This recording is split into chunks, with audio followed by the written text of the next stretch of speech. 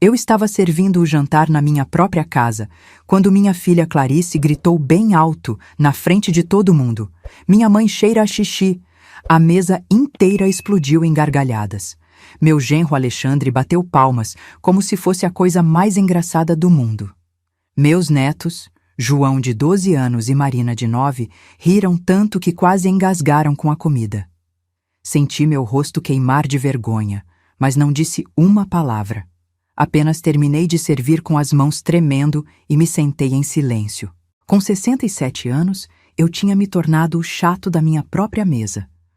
Depois de criar Clarice sozinha desde os 2 anos de idade, trabalhar em 3 empregos para dar a ela tudo o que precisava, pagar universidade particular, agora era tratada como um estorvo na casa que construí com meu próprio suor. Eles achavam que eu não percebia os olhares de desprezo, os sussurros quando pensavam que eu não estava ouvindo. "A vovó está ficando chata", dizia Marina. "Ela reclama de tudo", completava João. Alexandre sempre concordava, balançando a cabeça como se estivesse fazendo um favor enorme ao me tolerar na minha própria casa. Naquela noite, depois que todos foram dormir, fiquei sozinha na cozinha, lavando a louça e conversando baixinho com Deus. "Senhor, o que eu fiz para merecer essa ingratidão? Será que me sacrifiquei demais por eles?" As lágrimas caíam no meio da espuma do detergente, mas algo dentro de mim estava mudando. Eu não era mais a mesma mulher que aceitava desrespeito em silêncio. Durante anos, eles nunca perguntaram de onde vinha o dinheiro das contas, das compras, das viagens deles. Nunca quiseram saber sobre minhas economias, meus investimentos, o que eu realmente possuía. Mas o que eles não sabiam é que tudo estava prestes a mudar. Meu nome é Graça Morales. Tenho 67 anos e durante décadas fui a mulher invisível que sustenta essa família. Clarice nunca teve que se preocupar com nada porque eu sempre estive aqui resolvendo, pagando, me sacrificando.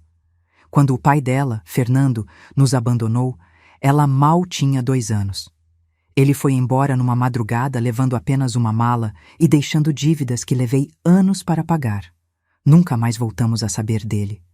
Clarice era pequena demais para entender que o mundo dela tinha desmoronado, mas eu entendia perfeitamente. Trabalhei como costureira durante o dia e fazia faxina em escritórios à noite para juntar cada centavo. Nunca faltou nada para minha menina.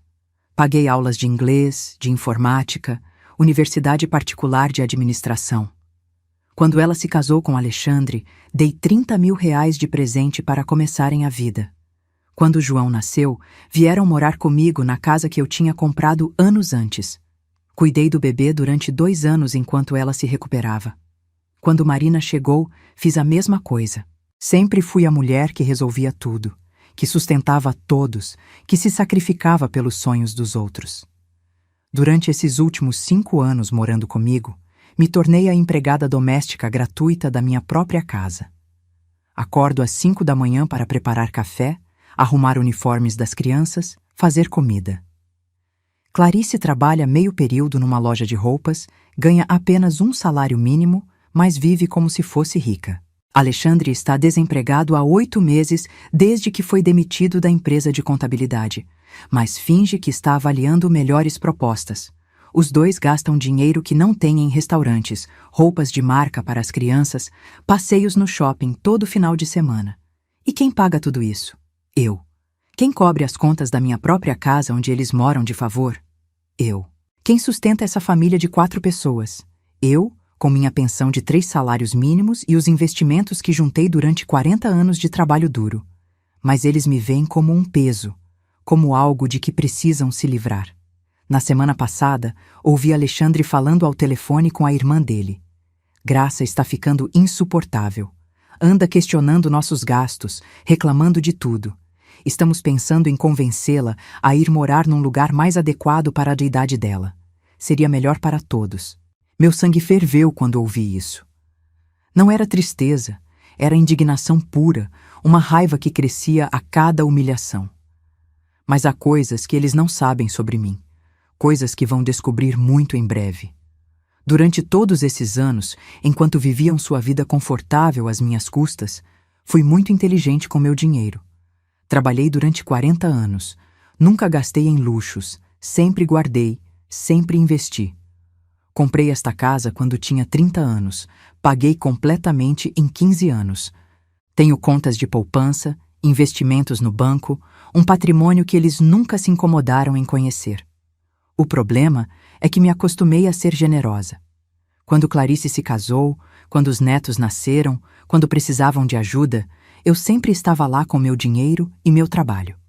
Mas a generosidade virou obrigação e a obrigação virou desprezo. Agora me veem como uma empregada velha que não serve mais, como um móvel velho que precisa ser descartado. Ontem à noite, depois daquele episódio humilhante no jantar, algo se quebrou definitivamente dentro de mim. Fiquei acordada até tarde pensando em cada sacrifício que fiz, em cada vez que me calei quando me desrespeitaram, em cada ocasião que coloquei as necessidades deles antes das minhas. 45 anos criando Clarice sozinha. 10 anos ajudando com os estudos universitários. 5 anos mantendo ela, o marido e os filhos. E agora me pagam com zombarias e planos para se livrarem de mim. Esta manhã acordei diferente. Não com tristeza, mas com uma clareza que não sentia há anos. Fiz meu café e me sentei para fazer contas no meu caderno velho. Somei minhas economias, meus investimentos, o valor desta casa, tudo que realmente possuo. O número que vi me fez sorrir pela primeira vez em meses. Eles não fazem ideia do que realmente tenho. E não fazem ideia do que estou prestes a fazer. Antes de continuar, me diz uma coisa. De que cidade você está assistindo? Deixa aqui nos comentários, se inscreve no canal e deixa seu like. Sua participação é muito importante para mim. Minha história com Clarice ficou difícil quando ela era apenas um bebê de 2 anos e seu pai decidiu que não queria mais ser pai nem marido. Fernando saiu de casa numa manhã qualquer. Levou uma mala e nunca mais voltou. Deixou apenas dívidas e uma criança pequena que dependia completamente de mim. Naquela época, eu trabalhava como costureira numa fábrica têxtil. O salário mal dava para pagar as contas básicas. Então arrumei um segundo emprego fazendo faxina em escritórios à noite. Depois comecei a costurar roupas por encomenda nos finais de semana. 3 empregos, pouco sono, muito cansaço. Mas Clarice nunca ficou sem nada. Quando ela fez 15 anos, organizei uma festa que custou o equivalente a 3 meses do meu salário. Aluguei salão, contratei música, mandei fazer um vestido lindo. Ela estava radiante naquela noite. E eu me sentia a mãe mais orgulhosa do mundo. No dia seguinte, enquanto guardávamos os presentes, ela me disse algo que doeu. Mãe, queria ter tido um pai na minha festa. Todas as minhas amigas dançaram valsa com o pai, e eu tive que dançar com você. Foi estranho. Engoli aquela dor e continuei trabalhando ainda mais. Paguei aulas particulares de inglês, cursos de informática, tudo para que ela tivesse vantagens na vida. Quando chegou a hora da universidade, ela queria estudar administração numa faculdade particular caríssima. Mãe, todas as minhas amigas vão para universidades boas, não quero ficar para trás. Revisei minhas economias e percebi que teria que trabalhar turnos extras durante 4 anos para pagar a mensalidade. Fiz isso sem reclamar. Consegui até um terceiro trabalho vendendo cosméticos de porta em porta nos finais de semana. Durante aqueles 4 anos, praticamente não tive vida própria. Clarice, enquanto isso, vivia como qualquer estudante. Ia para festas, saía com amigas, tinha namorados, comprava roupas com o dinheiro que eu dava para os gastos dela. Nunca se ofereceu para trabalhar meio período. Nunca considerou estudar numa universidade pública mais barata. Nunca se perguntou como eu conseguia o dinheiro para manter o estilo de vida dela. Quando se formou, fiz outra festa. No discurso de agradecimento, ela falou dos professores, dos amigos, do namorado da época. No final, quase como se tivesse esquecido, acrescentou: "E obrigada à minha mãe que me apoiou durante a faculdade." Me apoiou, como se tivesse sido algo pequeno, algo casual. Pouco depois, ela começou a namorar sério com Alexandre, um contador que conheceu na universidade. Ele era educado comigo, mas sempre percebi certa distância, como se eu fosse a sogra que precisava tolerar. Quando anunciaram o casamento, saquei todas as minhas economias de novo. Paguei o vestido, o salão, a comida, a música, as flores. Alexandre não contribuiu muito porque dizia que estava começando a carreira e precisava guardar dinheiro para o futuro deles. A boda foi linda. Clarice radiante, Alexandre elegante no terno. Eu observava da minha mesa sentindo orgulho, mas também uma nostalgia estranha. Minha menina não era mais só minha. Depois da lua de mel, eles vieram com uma proposta. Mãe, podemos ficar aqui em casa temporariamente, só até juntarmos dinheiro para nosso próprio lugar. Claro que concordei. A ideia de não ficar sozinha me aliviava. Além disso, Clarice continuava sendo meu bebê, minha única família. Esse, temporariamente, já dura 5 anos. Quando João nasceu, Clarice teve um parto difícil e precisou de repouso. Eu me tornei a babá em tempo integral. Alimentava, dava banho, cuidava do bebê quando chorava de madrugada. Durante os primeiros 2 anos de vida do João, praticamente fui a mãe principal dele. 3 anos depois, Marina nasceu. A mesma história se repetiu. Parto complicado, recuperação longa e eu cuidando de tudo. Para esse momento, a situação financeira de Clarice e Alexandre não tinha melhorado.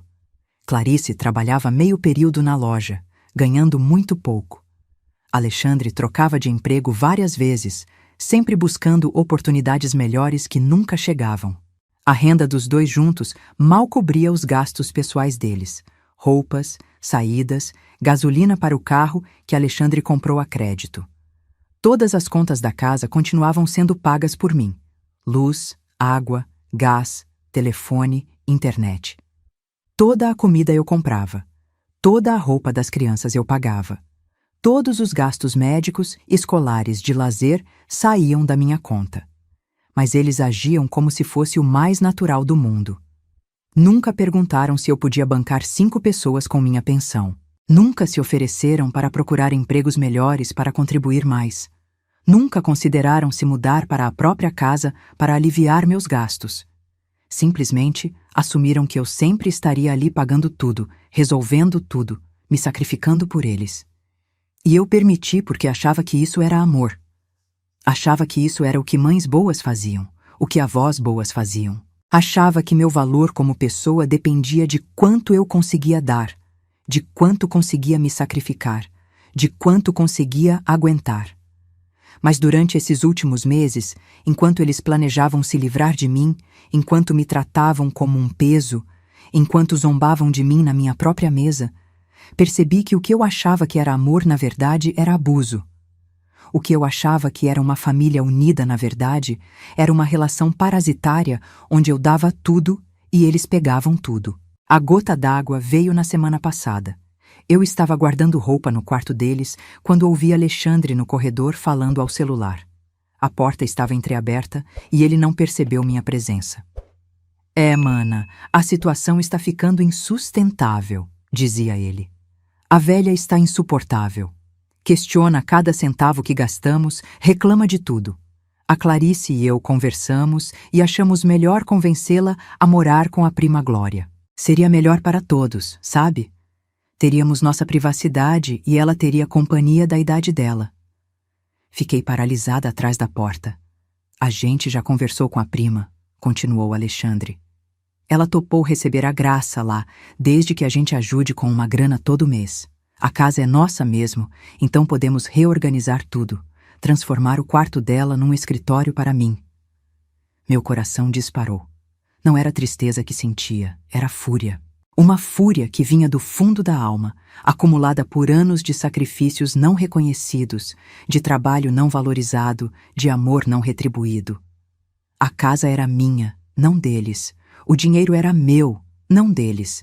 E eles estavam planejando me descartar como um móvel velho, mas querendo garantir que eu continuasse pagando minha própria manutenção em outro lugar. Naquela noite, deitada na minha cama, tomei a decisão final. Não ia esperar mais. Não ia tolerar mais humilhações. Não ia continuar sendo o fantasma da minha própria casa. Era hora de recuperar minha dignidade. Era hora de mostrar a eles quem realmente sustentava esse castelo de cartas. E muito em breve eles descobririam da pior maneira possível. Na manhã seguinte, acordei às 5 da manhã como sempre, mas era uma mulher diferente. Não fiz café para ninguém. Não arrumei o uniforme das crianças. Sentei na mesa da cozinha com meu caderno velho e uma calculadora e comecei a fazer contas. Primeiro, somei todas as minhas economias. R$ 120 mil em investimentos acumulados ao longo de 40 anos de trabalho.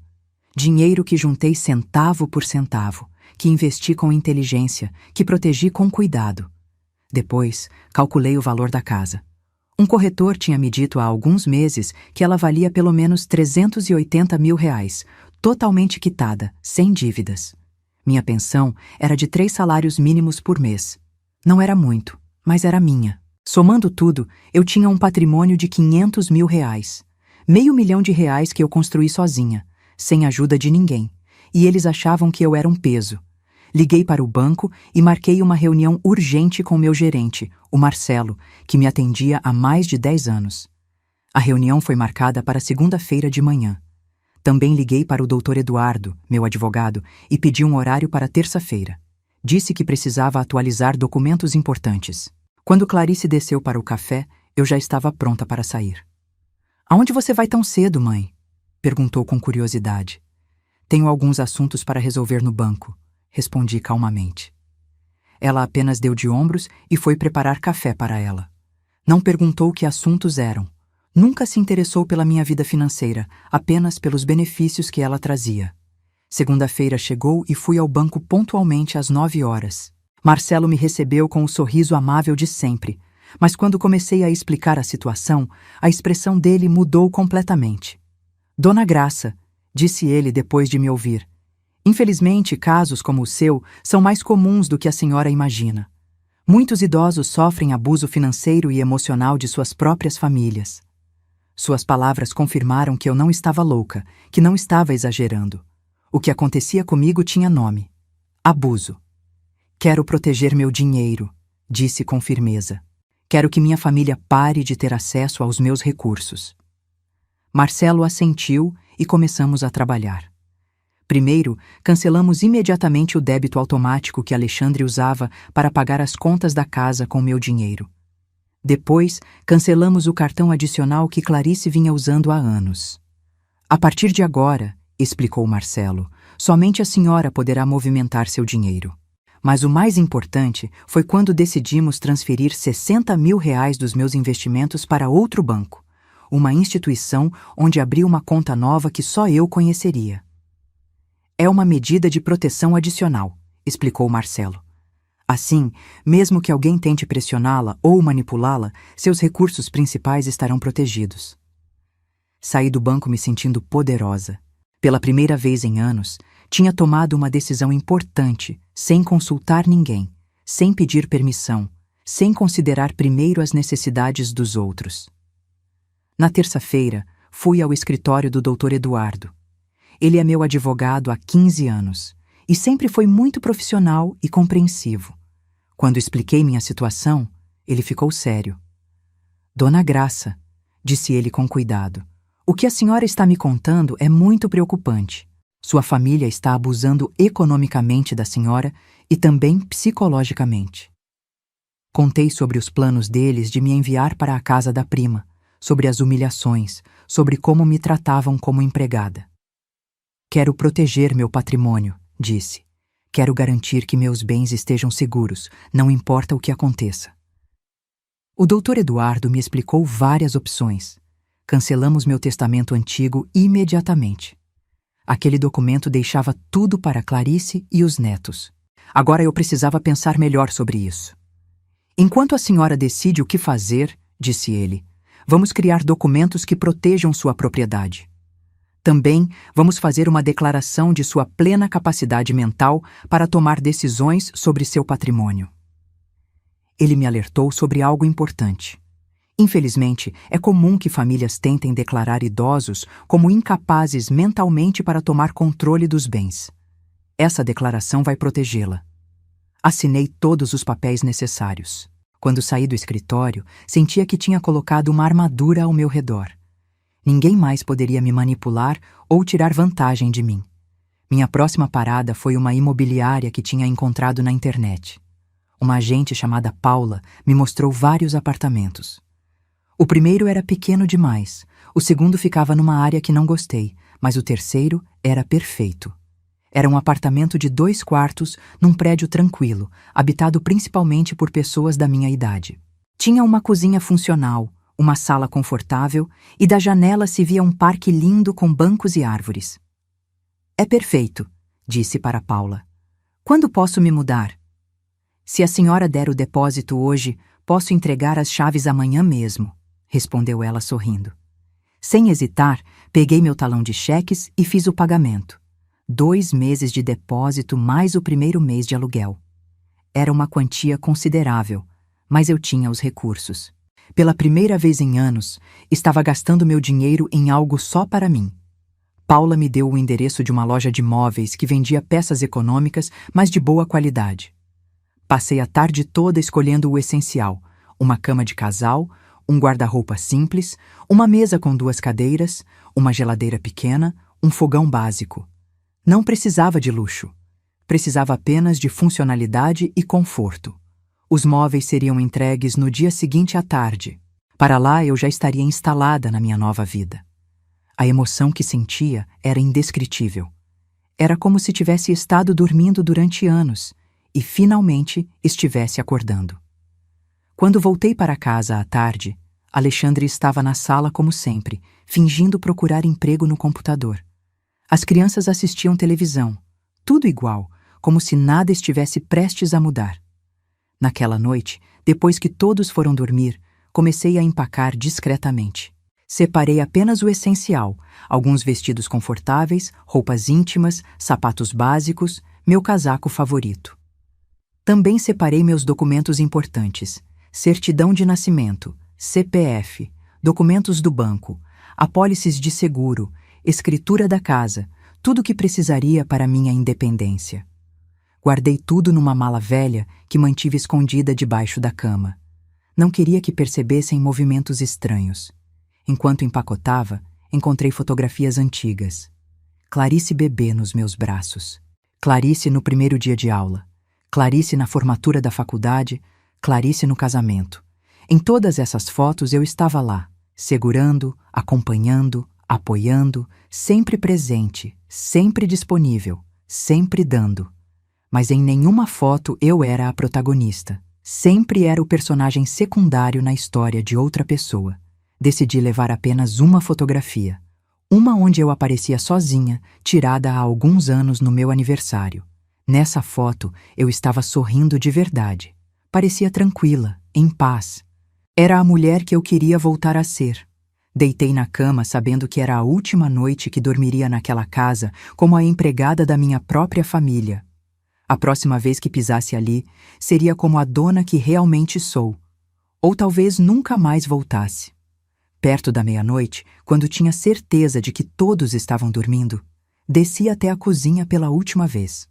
Sentei na mesa onde tantas vezes tinha preparado refeições, lavado louças, planejado cardápios para uma família que nunca agradeceu. Mas dessa vez estava ali para escrever uma carta. Peguei papel e caneta e comecei. Clarice, Alexandre, João e Marina. Durante anos vivi para vocês.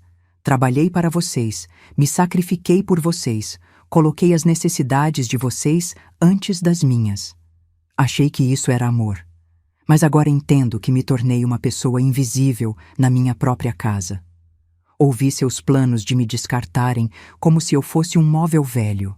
Vocês me trataram com desprezo, zombaram de mim, deram por garantido que eu sempre estaria aqui resolvendo os problemas e pagando as contas de vocês. Mas se enganaram. Decidi ir viver sozinha, num lugar onde possa ter a paz e o respeito que mereço. Esta casa é minha, mas vocês podem ficar nela por mais 1 mês para se organizarem. Depois disso, terão que encontrar outro lugar para morar.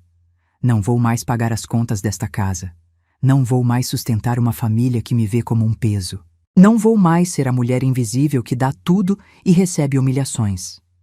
Alexandre, Você tem 1 mês para conseguir um emprego de verdade e começar a sustentar sua família.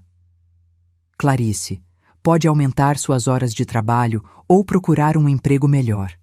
João e Marina vão aprender o que significa ter responsabilidades e valorizar as pessoas que os amam. As contas que vocês terão que pagar a partir do próximo mês: luz, água, gás, telefone, internet, supermercado, prestação do carro, escola das crianças, plano de saúde. Está tudo anotado aqui embaixo. Talvez um dia entendam o mal que me fizeram. Talvez um dia aprendam a valorizar o que tinham. Mas para lá, eu já estarei vivendo a vida que mereço, rodeada de pessoas que me respeitem. Não me procurem. Quando estiverem prontos para me tratar com o respeito que mereço, eu decidirei se quero voltar a ter contato com vocês. Com amor, mas sem submissão. Graça. Deixei a carta na mesa da cozinha, junto com as chaves extras da casa e uma lista detalhada de todas as despesas mensais. Água, R$ 150. Luz, R$ 280. Gás, R$ 100. Telefone e internet, R$ 190.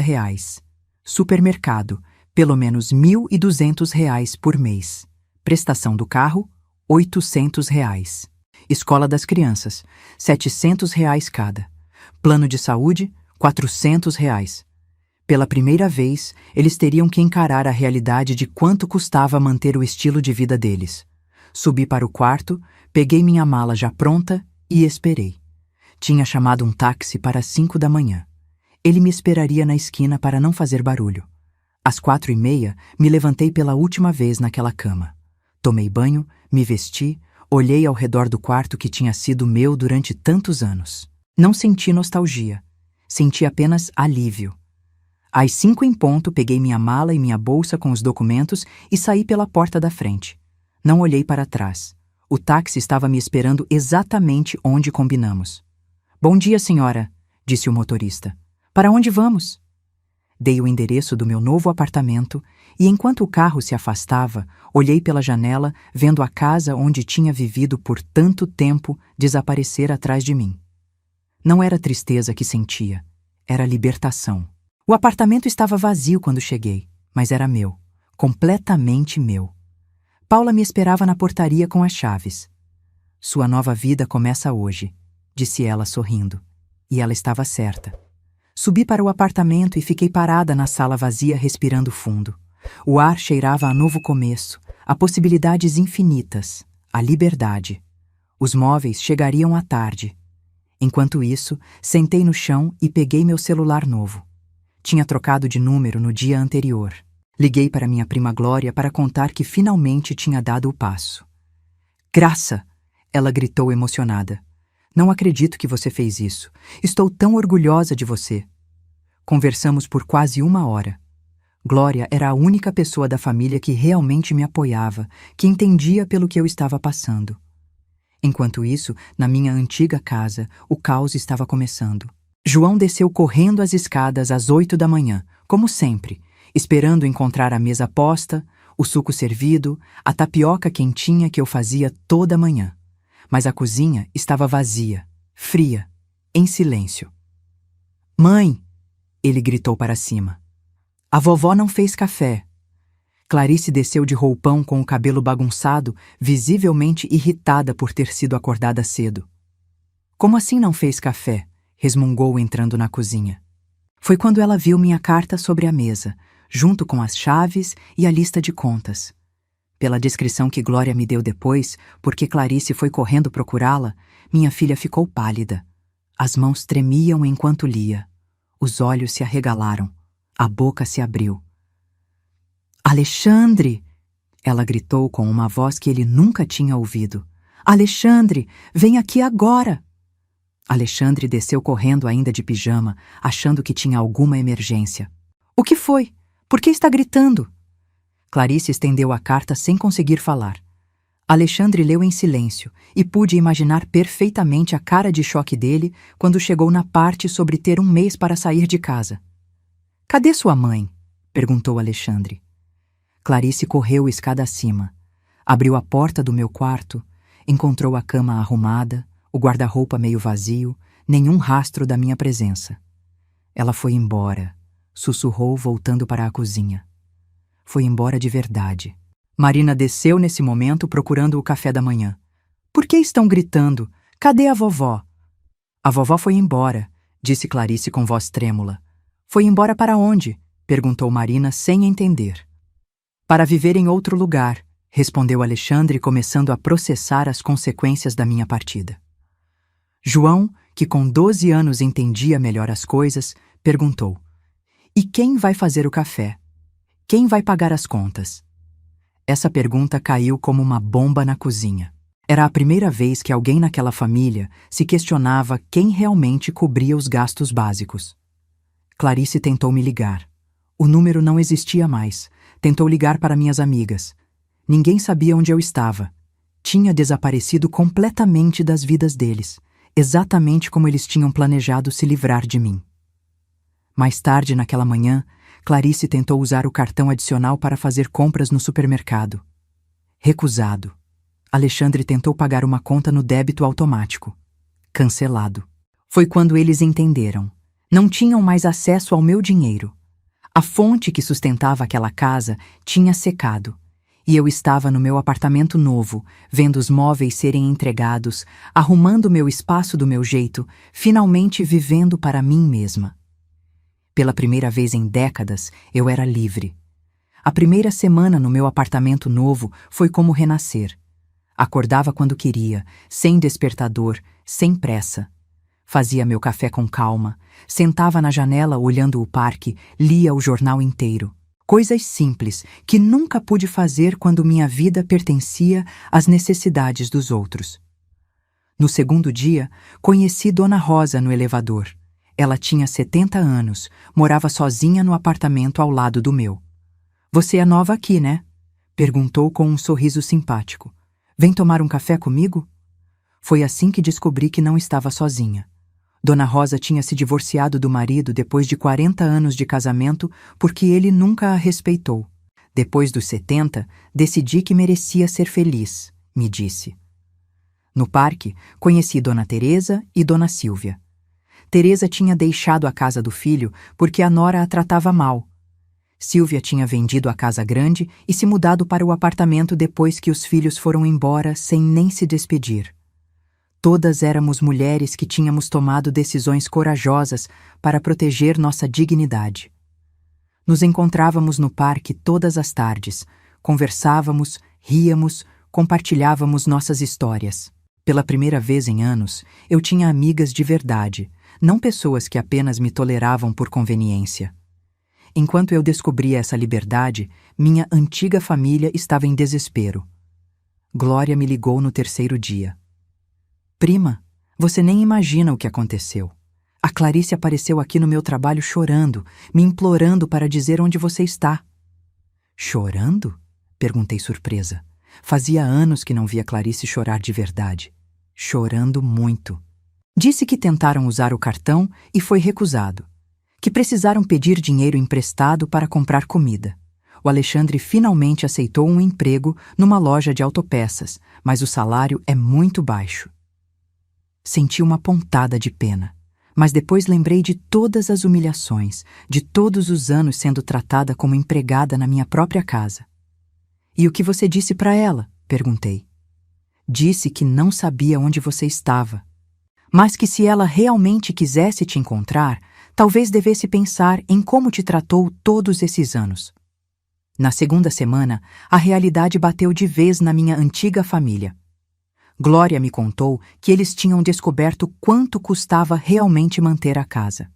A conta de luz chegou, R$ 280. A de água, 150. Gás, telefone, internet, supermercado. Tudo somado dava mais de R$ 3.000 por mês, sem contar escola, remédios, gasolina. Alexandre estava trabalhando, mas ganhava pouco mais de um salário mínimo. Clarice continuava no emprego de meio período. A conta não fechava. Foi numa tarde de sábado, 2 semanas depois da minha partida, que Clarice me encontrou. Eu estava no parque conversando com minhas amigas quando a vi se aproximando. Ela parecia diferente, mais magra, com olheiras, roupa menos cuidada do que o normal.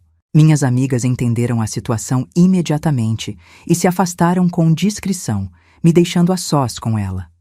Mãe, disse Clarice com a voz tremendo. Me virei para olhá-la sem mostrar surpresa. Clarice, podemos conversar? Ela se sentou ao meu lado no banco, mas manteve distância. Parecia nervosa, insegura, como se não soubesse por onde começar. Mãe, a gente precisa que você volte para casa. Por quê? Perguntei com calma. Porque a gente precisa de você. Precisam de mim para quê, exatamente? Clarice ficou em silêncio. Era óbvio que não tinha preparado essa conversa. Tinha vindo esperando que eu concordasse imediatamente em voltar. Para nos ajudar, murmurou finalmente. Ajudar com o quê? Com as despesas da casa. O Alexandre conseguiu emprego, mas não ganha o suficiente para cobrir tudo. Ali estava a verdade. Não precisavam de mim como mãe, como avó, como pessoa.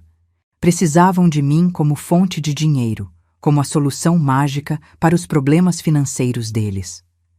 Clarice, disse com voz serena, durante anos vocês me trataram como se eu fosse um peso.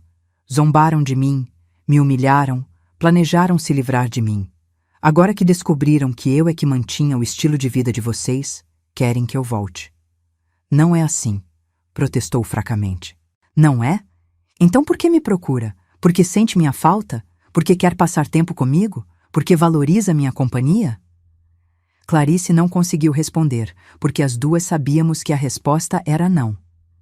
Eu perdoo você, Clarice. Perdoo porque você é minha filha e sempre vou te amar. Mas perdoar não significa que vou voltar para uma situação onde não sou respeitada. Eu prometo que vai ser diferente, suplicou. A gente vai te tratar melhor, vai te valorizar. Até quando? Até se acostumarem de novo com a minha presença? Até voltarem a me dar por garantida?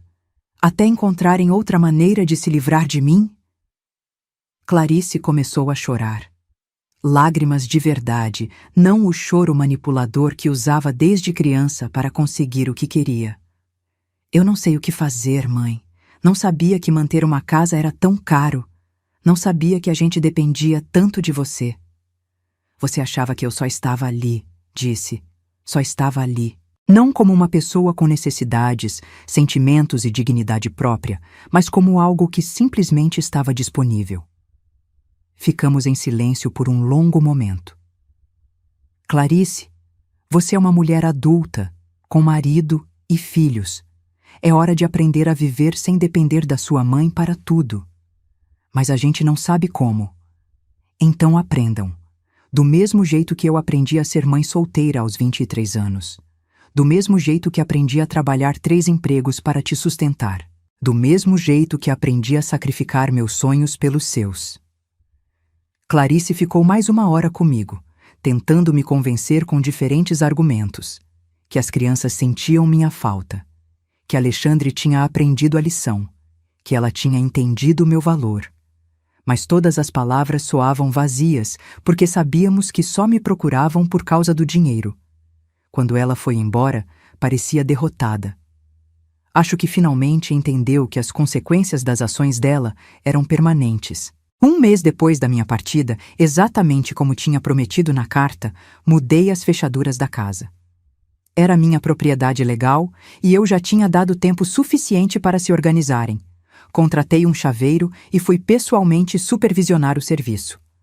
Quando Clarice chegou do trabalho naquela tarde e não conseguiu entrar, me ligou desesperada. Tinha conseguido meu novo número através de Glória. Mãe, você trocou as fechaduras. A gente não consegue entrar. O mês que dei acabou? Respondi calmamente. Era tempo de encontrarem o próprio lugar. Mas a gente não achou nada que dê para pagar.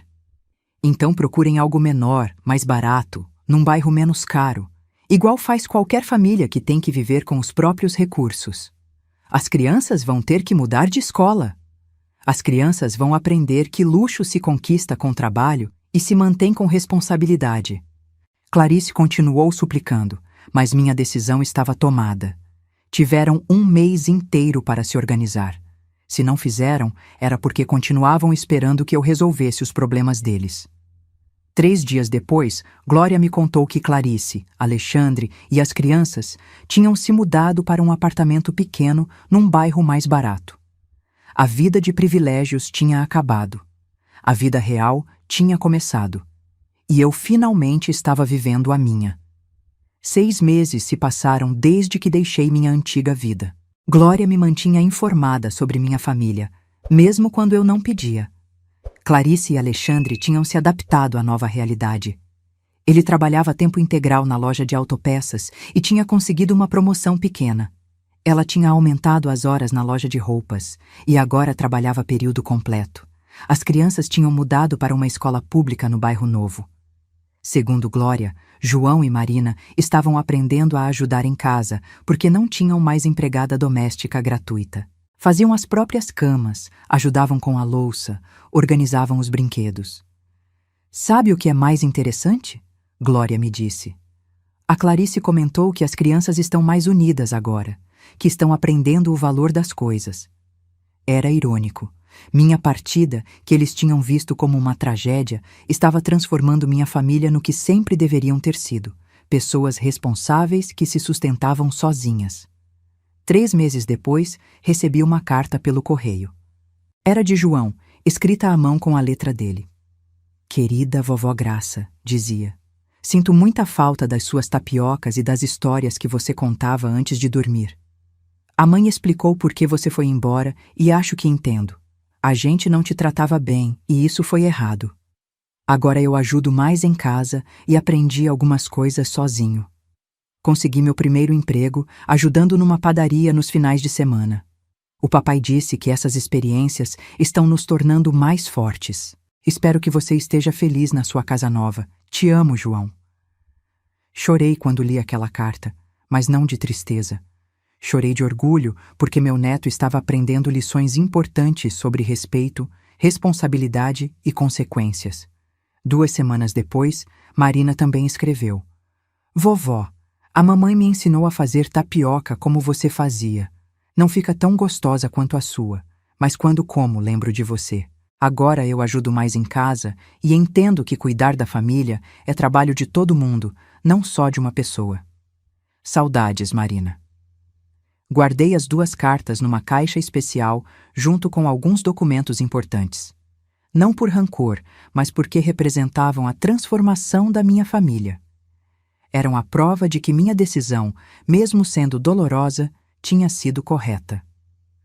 1 ano depois de ir embora, encontrei Clarice por acaso no mercado. Fiquei surpresa ao ver como ela tinha mudado. Parecia mais madura, mais responsável. Suas mãos tinham calos de trabalhar mais horas, mas também parecia mais segura de si mesma, mais confiante. Mãe, disse quando me viu, você está com uma cara ótima. Obrigada, você também está diferente. Conversamos por alguns minutos. Ela me contou que Alexandre tinha conseguido um emprego melhor numa empresa de contabilidade, que ela tinha sido promovida na loja e agora ganhava um pouco mais. As crianças estavam bem adaptadas à escola nova e tinham se tornado mais independentes. Você está feliz, mãe? Perguntou no final. Muito feliz, respondi com sinceridade. Pela primeira vez em décadas estou completamente feliz. Clarice assentiu com tristeza. Fico feliz por você. E pude ver que ela falava sério. Nos despedimos de forma cordial, sem mágoa, mas também sem fazer planos para nos vermos de novo. Eu tinha perdido a filha que me usava como empregada, mas talvez um dia encontrasse a filha que me respeitasse como mãe.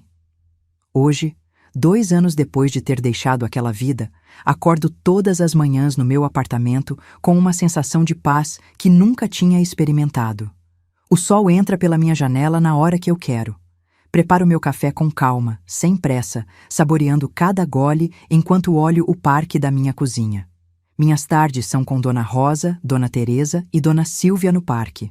Compartilhamos histórias, rimos de coisas que só mulheres da nossa idade entendem.